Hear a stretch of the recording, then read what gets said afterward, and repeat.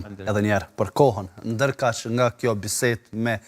Tom Gashën dhe Drejti Merin, do të kalojmë në diçka tjetër, do të shkojmë në Shqipëri. Rreshtet e dendura të shiut gjatë ditëve të fundit kanë shkaktuar goxha problematika në disa prej qarqeve të vendit, atje duke sjell rritje dhe prurje të lumenjve, përmbytje të tokave bujqësore, rrëshitje dhera si dhe vështirësi në qarkullimin rrugor. Sipas Ministrisë së Mbrojtjes së Shqipërisë, situata paraqitet më problematike në vendet si Shkodra, Durrës, Lezhë, Gjirokastër, Dibër dhe Berat. Në anën tjetër, nga këto vërshime, ditë më parë një person edhe ka humbur jetën, teksa dje është raportuar si pasojë një aksidenti një tjetër i ri gjendet i zhdukur në lumin mat. Detaj për cilat këto na jep edhe gazetari Martin Marku. Zotri Marku, nëse po më dëgjon, përshëndetje. Ju përshëndes. Faleminderit edhe njerë për kohën, me qënë se edhe jeni në kryet e detyrës, tashmë teksa po flasemi, na njoftuan se gjendi në teren. Si është situata aktuale në zonat cilat kanë qenë më të prekura nga këto përmbytje, më pas për të kaluar edhe tek rasti i fundit me tërim i cili po kërkohet në lumin mat? Po, në fakt, situata në ditën e 7, në disa zona ka përmirësime të ndjeshme, duhet thënë, për shkak edhe të pushimit të rreshjeve të shiut, gjithsesi në disa qarqe të Shqipërisë mbetet problematike situata, ku nga shkarkimit e disa hidrocentraleve, siç është zona në Shkodrës, ka rritje të nivelit të ujit në disa toka bujqësore dhe rrezik për banesa. Në fakt, në zonën e Obotit, pra zona në Shkodrës, është situatë problematike dhe në fakt prej ditësh kanë qenë mjetet e ushtrisë, të cilët kanë lëvizur në këtë zonë dhe duke u shërbyer edhe banorëve të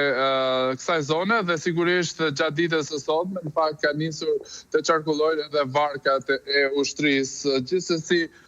në këtë zonë në fakt vijnë si pasojë e shkarkimeve. Pra situata, pasi ditë më parë nuk pati problematika, por si pasojë e shkarkimeve nga hidrocentrali i Bautëdejës dhe ai Komanit, ka patur një agravim të situatës, paktën prej 24 orëve, pavarësisht se rreshtet e shiut kanë pushuar. Por përveç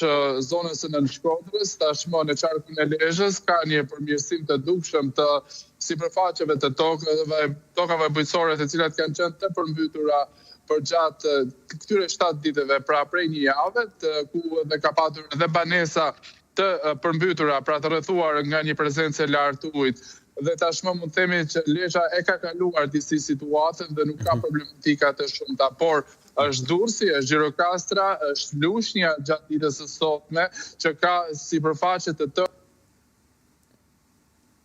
Po ashtu edhe qarku i Durrësi ka problematika në këtë drejtim dhe familjet e evakuar kryesisht. Marko, me çfarë problematika në fakt po përballen banorët, qytetarët, të cilët edhe në shenjë pamundësie për të shkuar diku tjetër, i duhet jetoj në mesin e gjitha atyre se çfarë kanë shkaktuar këto vërshime, sepse pash realisht dje edhe një reagim të zotit Rama, i cili kritikoi më pas edhe faktorin njeri për shkak të shisheve, të plastikës dhe gjërave të tjera, cilat i kanë hudhur dhe si rrjedhoi, disi kritikoi edhe vetë qytetarët për situatën në cilën ata dhe ndodhen sot. Po, në fakt, përveç faktorit njeri, duket se edhe vetë natyra nga njëherë tregohet e drejt për drejt, pra duke hakmarrë një farë mënyre ndaj faktorit njeri, për shkak se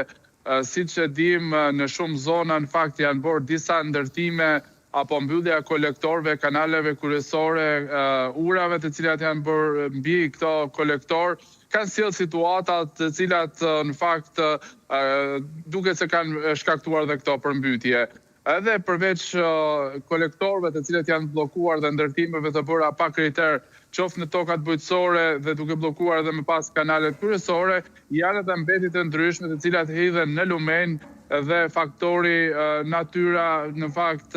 i kthen më pas në zona të ndryshme duke sjellë edhe këtë situatë që në fakt prej vitesh nuk ishte parë në Shqipëri, ku shumë qarqe të vendit tonë u përfshin nga një situatë e vështirë, madje në qytetin bregdetar të Durrësit patëm edhe një viktim që si pasojë e përmbytjeve vërshimi i kanalit kryesor solli humbjen e jetës së këtij të fundit. Por sigurisht ne jemi përgjegjësit kryesor, duhet thënë, pra njeriu, por në vetvete është edhe vetë shteti që nuk ka bërë ashtu sa duhet, në fakt sa i takon ndërhyrjes në pastrimin e kanaleve kryesore apo mos lejimin për të ndërtuar në këto zona pikërisht banore, qytetare, të cilët kanë ardhur nga zonat e thella malore dhe për një jetesë më të mirë në zonat fushore. Por sigurisht situata vijon të jetë shqetësuese, duke qenë se prej një javë kemi qenë në pushtetin e rreshjeve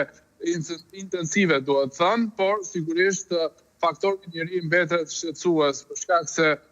siç dihet tashmë është ndërtuar prej vitit 90 në zonat të ndryshme në toka bujqësore, të cilët edhe bllokimi i kanaleve ka sjellë një situatë vërtet problematike. Po, dhe Martin, flasim pak edhe për rastin e fundit, atë se po kërkohet një i ri i cili ka rënë në lumin mat, cilat janë detajet më të reja nga atje dhe nga kërkimet realisht që po bëhen për të. Po, në fakt kemi një rast të ndodhur 2 net më parë, pikërisht 2 të rinj kanë qenë duke udhëtuar me një mjet i cili në fakt nga informacionet më të fundit bëhet me dije se ka humbur kontrollin në gjendje të dehur, të paktën sipas informacioneve, dhe i riu kanë qenë duke udhëtuar 2 persona brenda dhe në fakt ka rënë në lumin mat. Shoferit paktën sipas të gjitha informacioneve ka arritur që të dalë i pa dëmtuar nga automjeti, pavarësisht se distanca nga rruga kryesore në lumin mat ka qenë mjaft e madhe dhe është dëmtuar dhe automjeti, por ai ka arritur që të dalë, por shoku i tij në fakt i cili ka qenë pasagjer në këtë automjet nuk është gjendur prej 2 ditësh. Polumbaret dhe policia e shtetit është në kërkim të këtij të fundit, ndërsa nuk ka të dhëna, në fakt edhe vetë personi në fjalë është i arrestuar tashmë për mos kallëzim të personit i cili ka qenë në automjet, por është arritur të zbulohet se kanë qenë 2 persona dhe në fakt nuk ka dhënë më shumë detaje dhe ende mbetet shumë mistershme kjo ngjarje për shkak se nuk dihet nëse ka qenë aksidentale ngjarja apo ka qenë e qëllimshme për t'i marrë jetën ndoshta edhe bashkëmoshtatarit e tij, i cili njëri prej personave tashmë ndodhet i arrestuar. Qartë. Martin, të falenderoj shumë për gjitha këto detaje që na sollen nga atje. Faleminderit, Martin. Faleminderit juve, Gnesi. Ndërkohë